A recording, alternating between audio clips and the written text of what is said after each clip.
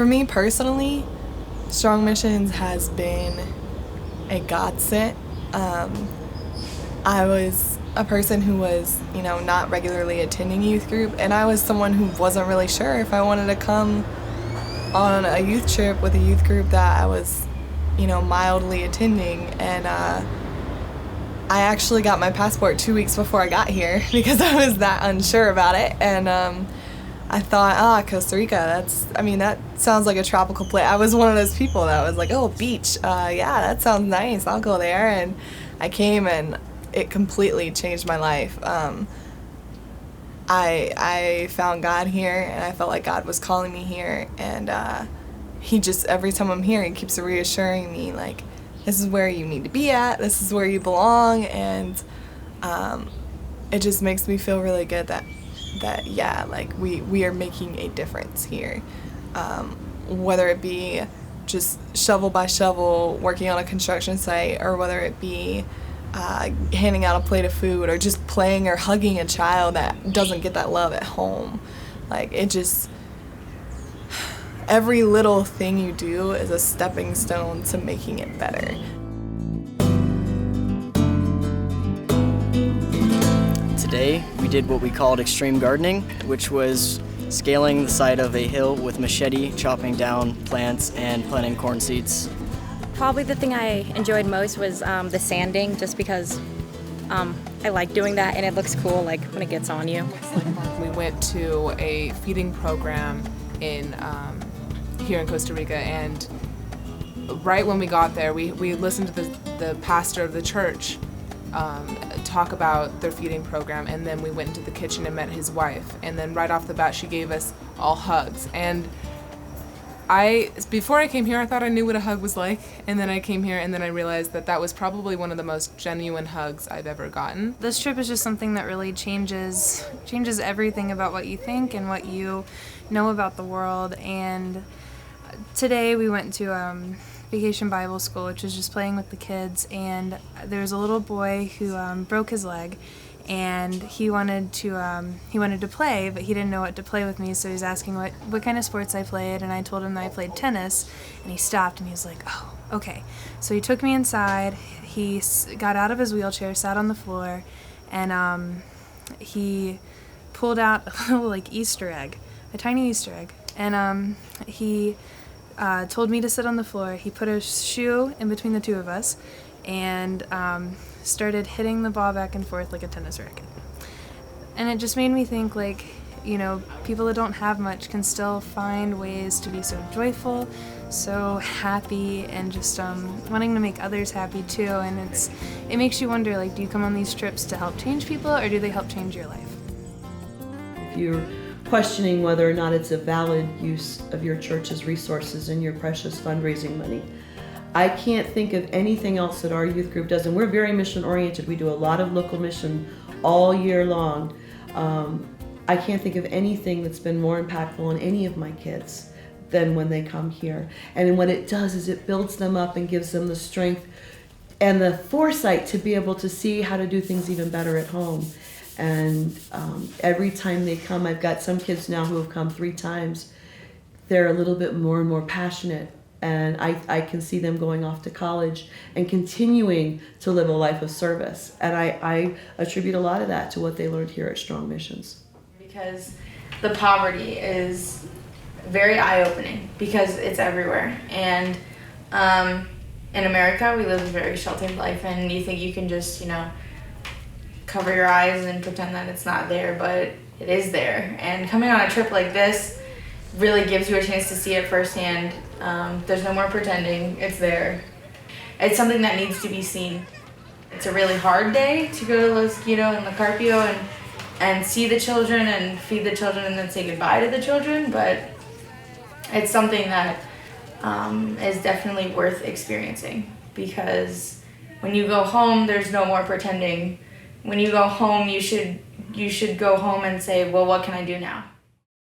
Strong Missions truly works in partnership with the local churches, with the local government, to do things like building parks and working in the churches in areas where there are already people working we can come alongside them and partner with them, rather than going into an area and saying, this is what you need, we're going to fix it for you. We go into a community and say, what do you need? Is there something we can do to help you accomplish this goal? I am an individual volunteer with the General Board of Global Ministries, which means that I can go anywhere in the world that the United Methodist Church has verified and that needs a volunteer. And so I have chosen to come to Strong Missions. It was a place where I felt like they had a wide variety of missions to work on within the overall scope of Loaves and Fishes, and the feeding and education were feeding programs and education programs and construction, and it had a wide variety for me to explore how I want to serve within my life. I think on the pragmatic side, one of the great things is they offer a customizable turnkey product. I've worked with dozens of other groups over 20 plus years in ministry, and many of those groups offer a turnkey project, but it's on their terms. So your travel dates have to fit with their schedule. The projects that you're working on have to fit with their schedule. And with youth groups in particular, I think with church groups in general, giftedness is different. It changes over time. The needs of your group are different, and that changes over time. The needs of the community affect your schedule and all of that. And so what we discovered in working with Strong Missions is there was an incredible customizable part, but it was still turnkey. They were still providing transportation and food and lodging and all of those things, but we had a lot of flexibility in how we built it out. And different groups that I've brought over different times have built out differently to meet their needs. The thing about Strong Missions is that when our church was looking for a place to do international missions about 7 years ago, we wanted a place that we could come consistently. We are not a church that wants to go into a country, do something, and leave and never come back again. We want to have a relationship. We believe that change in the kingdom of heaven is made through relationships. That's how Jesus discipled. That's how he taught us to live. And so when we decided to change the international scope of our missions, we wanted a place where we could stay. And Charlie has staying power. He's been here for a long time, and I don't see him moving anytime soon.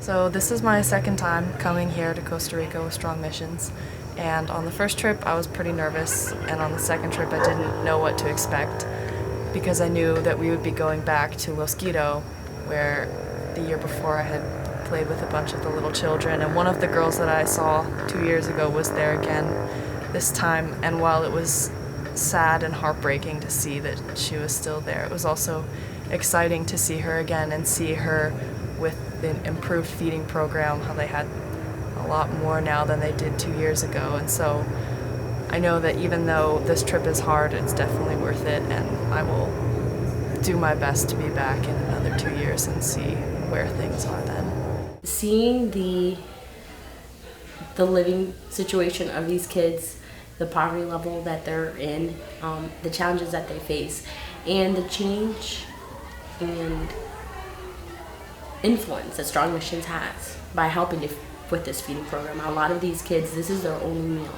And to look at these wonderful, cute, adorable little faces and think that, man, if it wasn't for Strong Missions, if it wasn't for this feeding program, if it wasn't for us coming here and helping out and, our trip, we're helping out with all of this.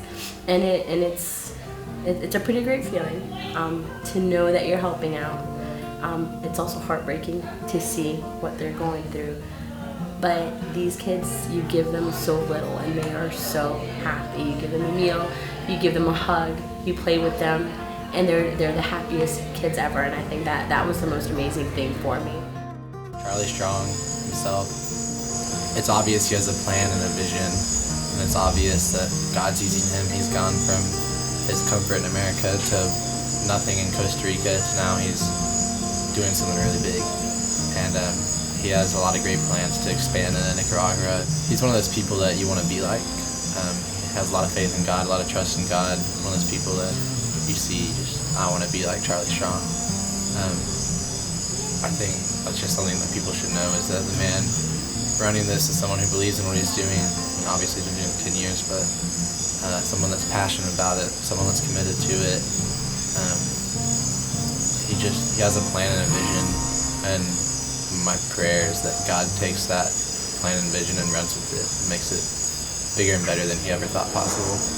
Charlie's just got an awesome thing going, and I'm excited to see where God takes it. Although we got into feeding just a few years in to our work here in Costa Rica, just within a year of that, we came to realize that really education is the way to break the cycle of poverty. Food goes hand in hand with that, because if a child, again, their stomach is rumbling, it's very hard for them to concentrate on the books. But education is the key. Education is the key. And so we need to try to help them, to provide opportunities through the local population as well, helping the locals provide opportunities for the kids so that they can grow up and be able to provide for their families and break that cycle of poverty. We have a GED program, and we have school scholarships, and we're beginning after-school tutoring programs. We want to build a school. We want to do all of these things, but it's not just the education programs that are important for this work. We're also beginning after-school programs such as dance and karate. We really are looking at all of the fine arts as well as athletic programming because it'll get the kids involved. It's going to be Christian programming. It's going to be faith-based programming so that we can, through these activities, be able to teach children what it means to be a better person, what it means to take up for those around and protect the environment and protect the neighborhood and to protect our world, what it means to be people of faith and to love your neighbor, and that neighbor is here in the neighborhood and in the next town and across the globe. We can do that if we can provide programming for these kids to just have opportunities that they're not afforded. You are in a place where there is need, and you're going to be serving the Lord in a very important way, and in fact impacting lives of community members of a different country in an international setting. But at the same time, God has created a very beautiful place here in this country and has created a host of different beautiful places. There are so many varying types of climates and weather and locations for you to be able to see in a small country. It would be a shame to not experience a portion of the beauty that God has created and to also take time to thank Him for that. Strong Missions provides not only a place for people to come and work, but it also provides a retreat. It provides a place where you can come and remove those other hassles of your daily life, remove the anxieties of what's going on your day-to-day, and live in the moment. And we provide a place that is conducive to this, that allows you to experience the beauty of nature, the beauty that God has given us. It allows you to work hard. It allows you to think, it allows you to grow, and it provides a fertile spot for you to do that. It's not just about what you do when you're here, it's how you are when you're here. And if you can make that difference in your life, and if you can take that back and find out how to apply that in the world that you came from, then that's where the growth comes from. That's where that fire gets fueled from. That's how you can really make a change in your own community by what you've learned from here. This group embodies the core essentials of what it means to be a believer in Christ and to go and to serve the world. I think that's why I come back. I think it's why I refer groups. It's the pragmatic side of offering, as I mentioned earlier, the turnkey product that you can tweak and fix things here and there, and it is the staff and the way that they serve. It is Charlie who is able to focus on what they're all about. They're here to serve. They're here to invest into the community. They're here to serve the teams who come into the community and to meet their needs and to help facilitate that.